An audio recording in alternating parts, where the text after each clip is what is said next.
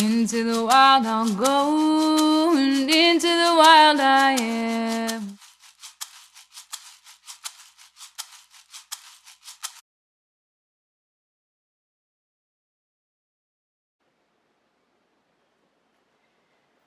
Welcome to the Pawamuktasana joint freeing practice.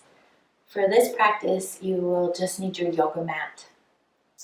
If it's difficult for you to sit in this position or in a cross-legged or meditative asana, you might want a cushion, or you can actually adapt all of these postures to be seated in a chair as well.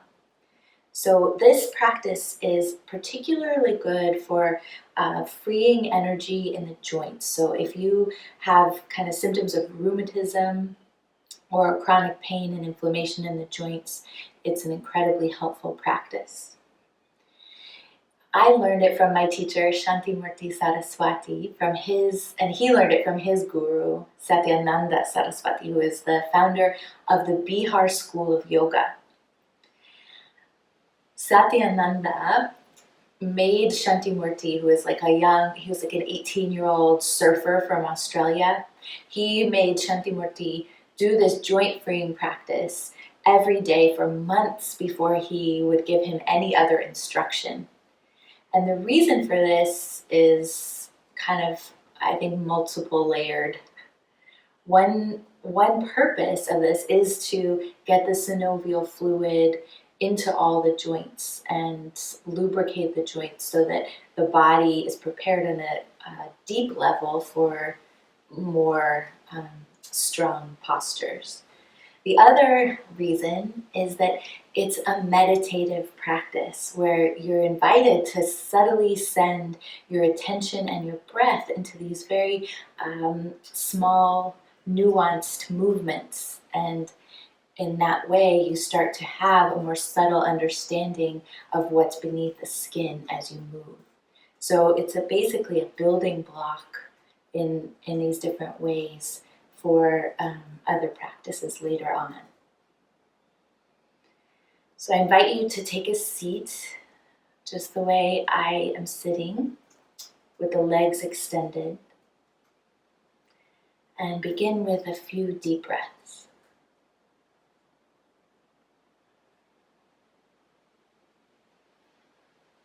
As you inhale, feel the spine growing tall. As you exhale, roll the shoulders back and place the palms of the hands on either side of the hips. Maybe you can press the palms down side to side. So I'm going to add a few little fluid variations and transitions into this classical sequence of asanas, just so that we don't get stuck in a mechanistic way of moving, but we're available to feel into what the body needs in between this structured practice. With your next inhale, as you grow tall through the spine, exhale down the body through the legs and feet. Using your next few breaths to become aware of the whole inner space of the body.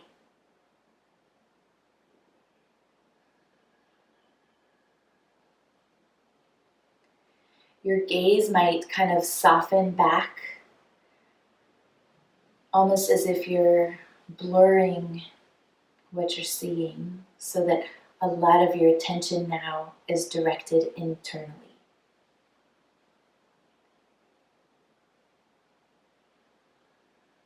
Notice with your next exhale how much you can relax and release the jaw muscles.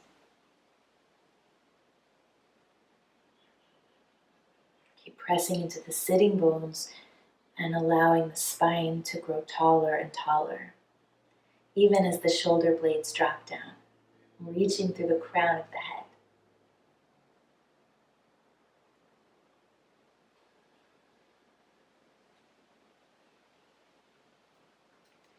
I invite you to commit to this practice of Pavamuktasana for a number of days. So maybe not months, you can of course, but 7 days, 21 days. Make it a practice for yourself to keep coming back to. And allow your attention to go into each part of the body that we are working with. Exhaling all the way down to the toes, just bend them toward the sole of the foot, and then inhale, bend them back toward the head.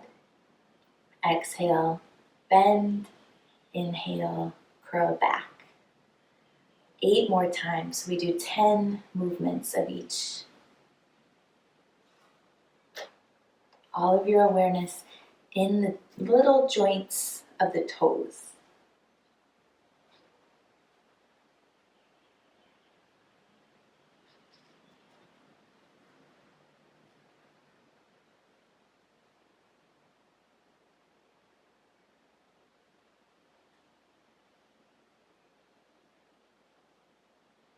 Inhaling back to center.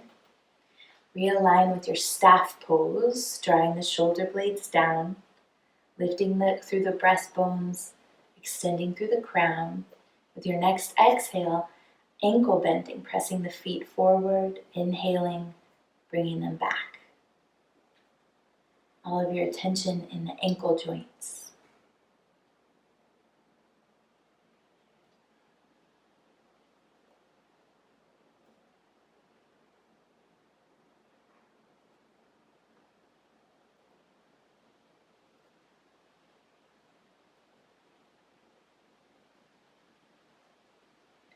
Notice if you become kind of mechanistic and task-oriented, or if you can slow it down even further and open to more sensation.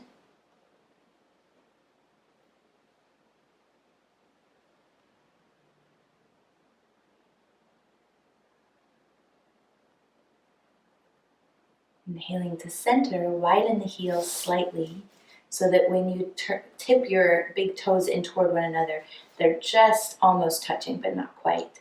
And then continue the circles.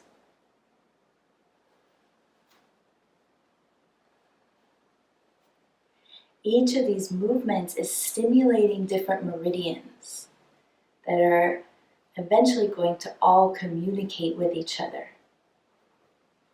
So you're activating and enlivening a whole neural network within your system through these simple movements.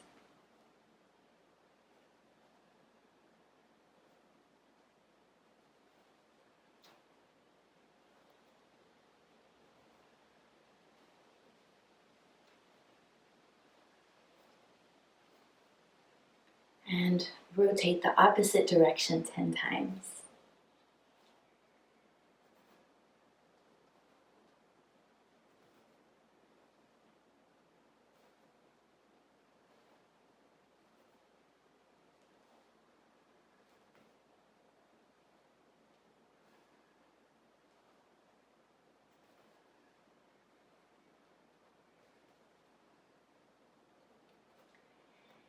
With your inhale, return to the base position.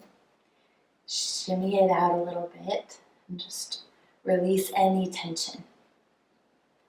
Feel the navel draw back toward the spine so you're strong through the core. And with your next inhale, take hold of the right ankle and bring the lower leg across the left thigh. Left foot stays active. And start to rotate the ankle in this direction now. Linking the movement with the breath and reaching up through the crown.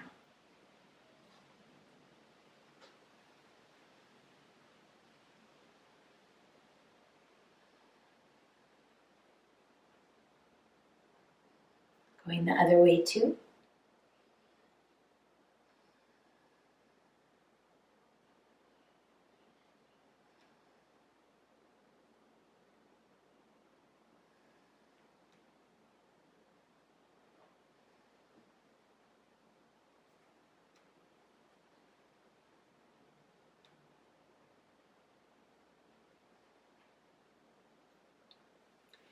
Interlace the fingers underneath that top thigh and bring the knee up toward the shoulder.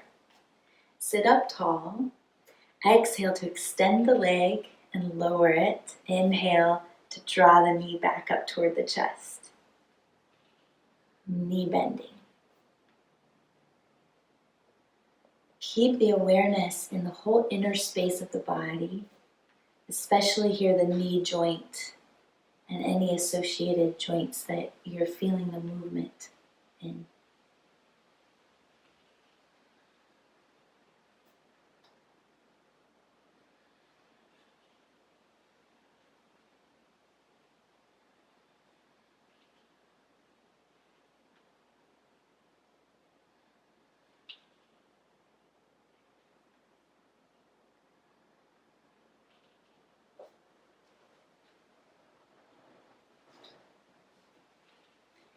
Taking hold of the sole of the foot with the left hand, bring the sole of the foot to the inner thigh. And placing the hands back, do some half butterfly, so just slight movements of the knee up and down. Breathing into the hip joint. So if your hips are really tight like mine, the knee may never touch the floor, and that's okay. Just bring some breath and awareness into the joint.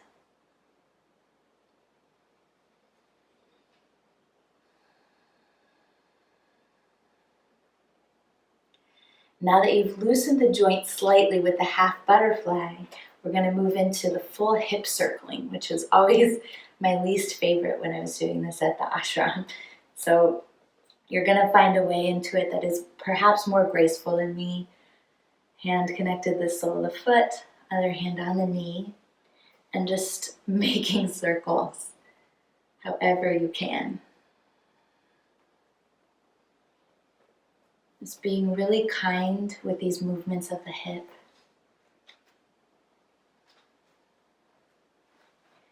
And then opposite direction 10 times.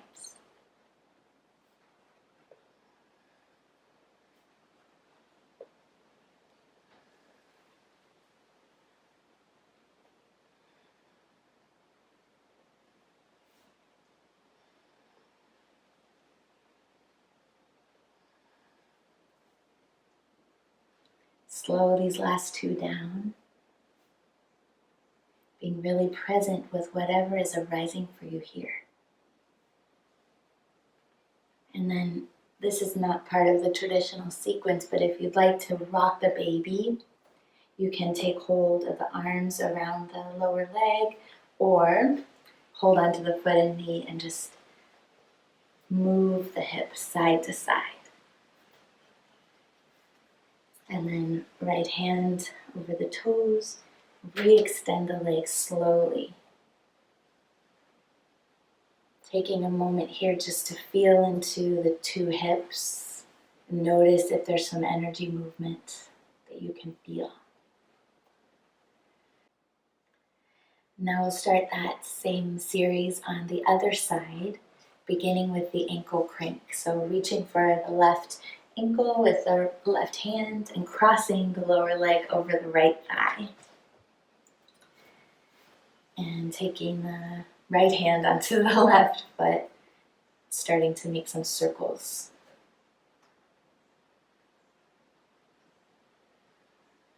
Just notice if the ankle refers into the hip joint or where you feel the connection.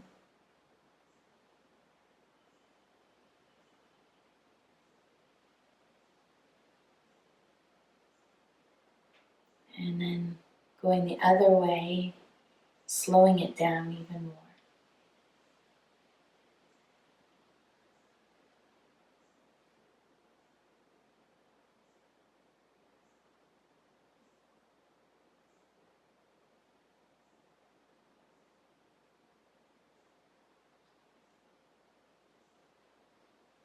And letting that go, interlacing the fingers underneath the left thigh, bringing the left knee up toward the shoulder as you sit up tall, pressing out through the right heel.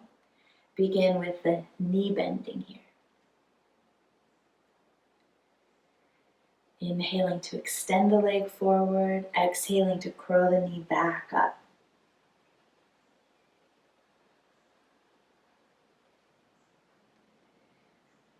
using your awareness to scan for the internal connection between the knee and the ankle, the knee and the hip. Feeling the strength in the thigh that it takes to move slowly with control here.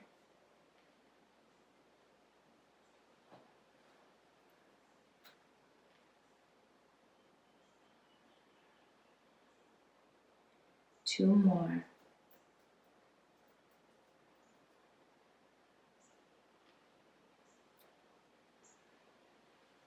Bending the knee and bringing the sole of the foot into the inner thigh. Placing the hands back down by the hips for a half butterfly. Knee, slight movement up and down.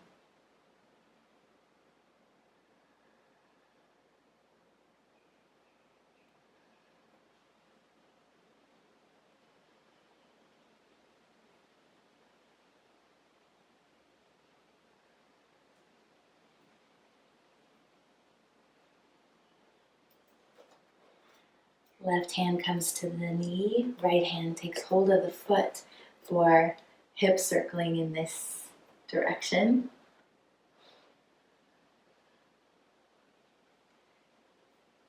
Be very sensate with what is coming up, what is arising. Just attending to it with compassionate interest.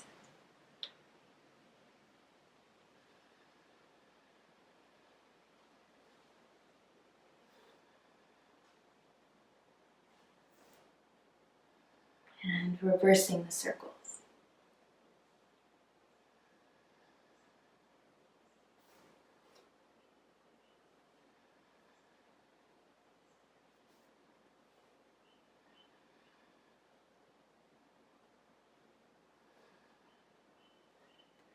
Lowering the foot to connect with the inner thigh once again.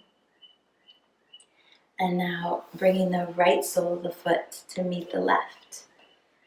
Extending the right leg and just rocking the baby. Remember, I added that in on the other side. And then the foot lowers. Bring the right foot to meet the left for full butterfly. Interlacing the fingers around the feet. Sitting up tall, pressing the knees up and down slowly. Awareness in the hips.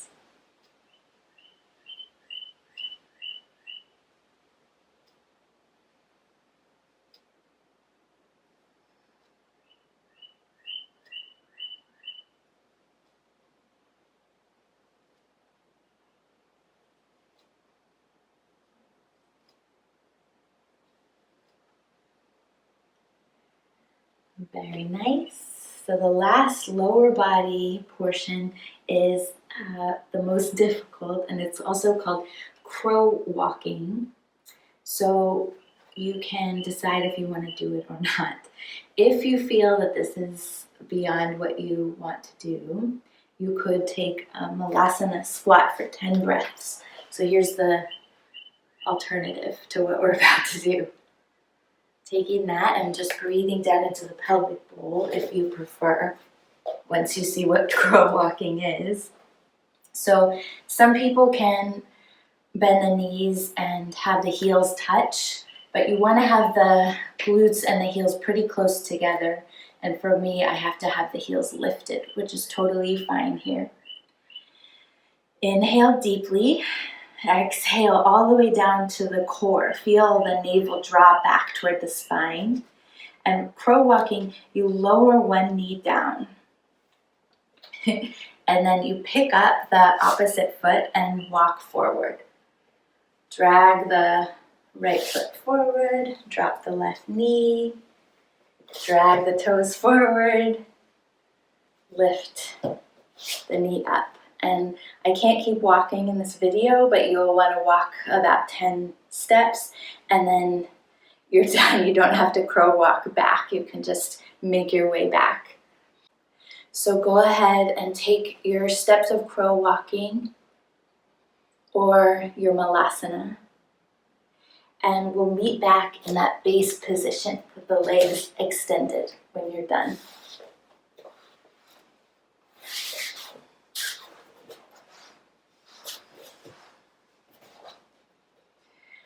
We're going to continue with the upper body Pavamuktasana. So if you are comfortable with the legs extended in staff pose to begin, you can choose to stay like that. You can cross the legs, you can sit on the heels, getting ready for some finger bending. With finger bending, you are going to just make fists with the thumbs inside the fingers. So outstretching the arms, pull the shoulders off the back, and then draw them down as you extend through the crown and feel the core engage. The thumb comes inside as you squeeze the fingers. Inhale, press them out. 9 more like that. Squeeze and release. Inhale, release. Exhale, squeeze.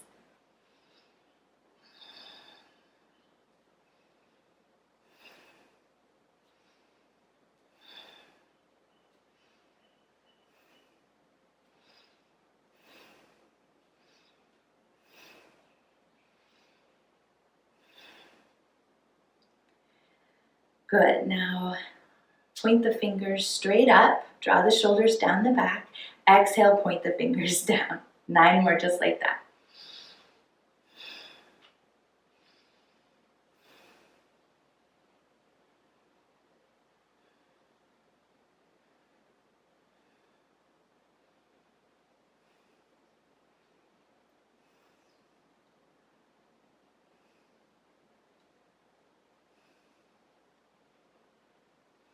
On the 10th round, when the fingers point up, close them around the thumbs and start to circle the wrists.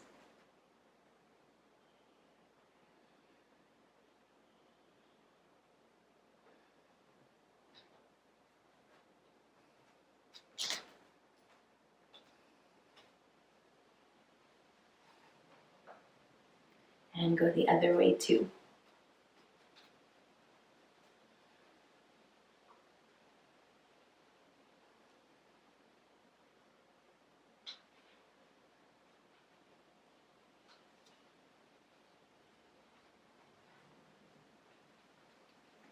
Next, we're going to do wrist bending. So if your arms are tired, you can hold underneath one of the arms, flip the palm up, and just move the fingertips to the shoulder and back.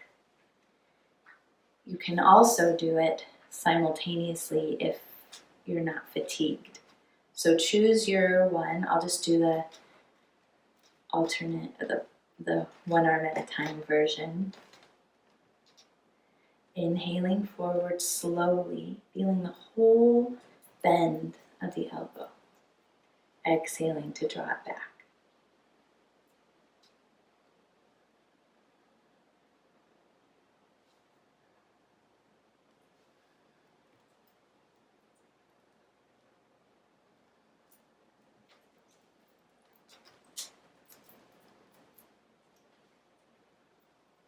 Last one, super aware of all the little micro movements. And then if you're doing alternate arms, you can switch to the other side. And if you did both together, you can just take some deep mindful breaths scanning into the body.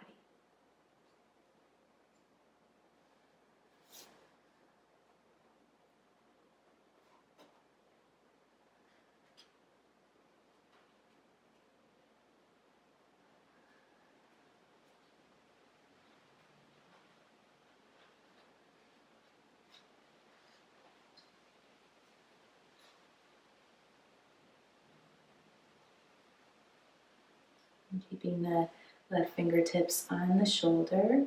Just rotate that elbow out to shoulder height and bring the right fingertips to the right shoulder. Preparing for shoulder circles. This is, I think, my favorite. Taking the breath into the clavicle area, the front of the heart, underneath the shoulder blades. Feeling the movement of the elbows. And this massaging action in the shoulder girdle.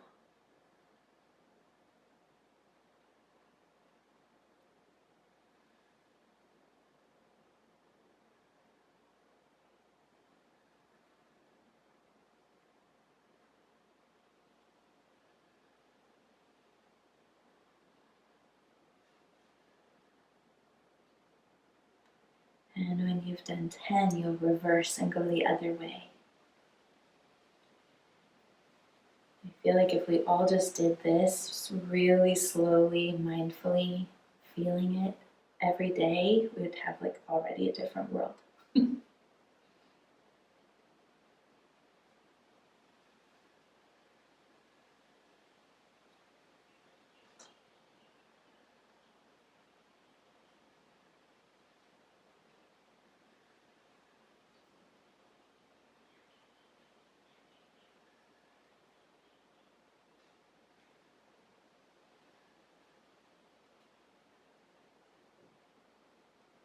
These last two, see if there's an intention you'd like to breathe into your shoulders.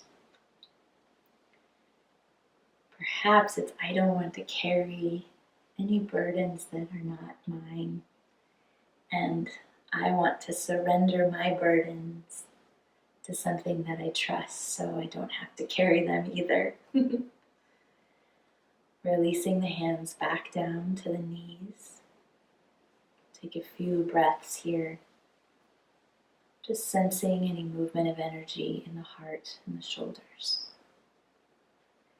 Stay strong through the core and connected to a long, slow breath.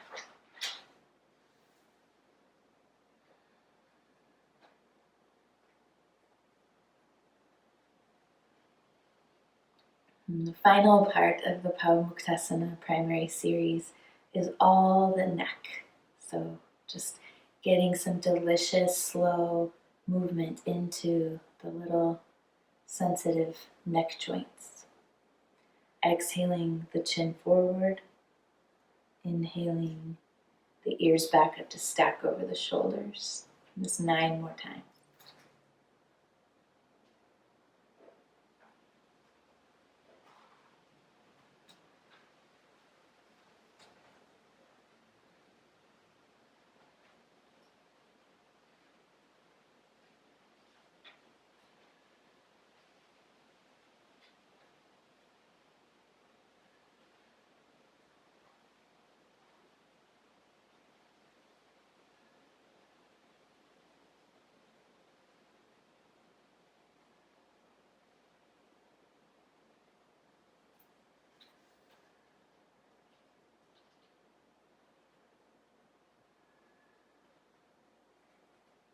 Inhaling up for the 10th time and making little arcs now with the head. Exhaling the right ear to the right shoulder. Inhaling all the way up and over left ear, left shoulder. Keep going.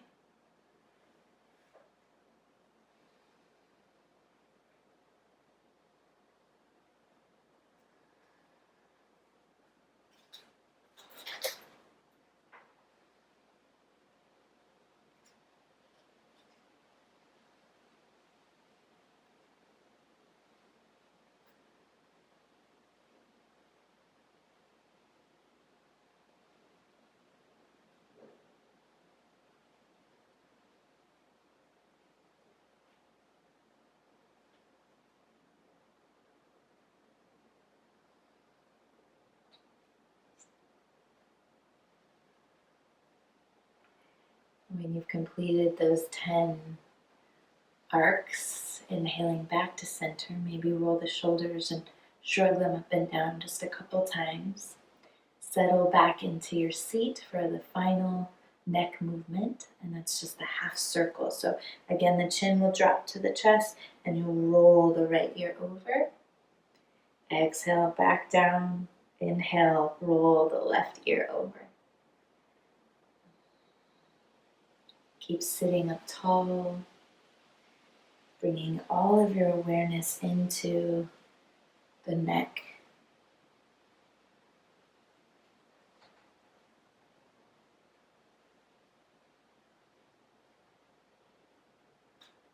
Notice if you're feeling like the front of the throat begins to open with this movement, and how it might be freeing up a little bit of space to speak your truth more clearly.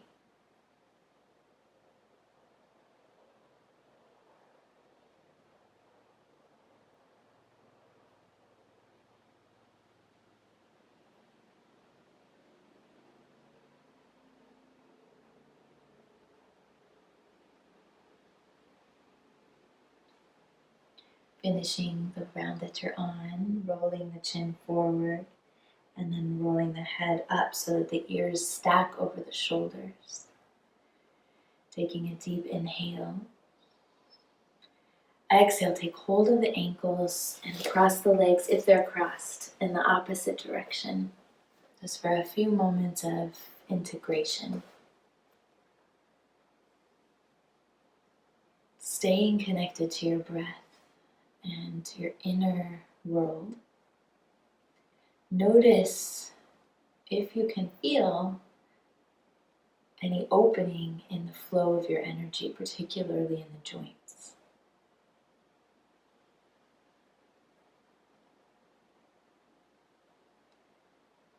Notice how this very simple, very slow foundational practice can shift so much.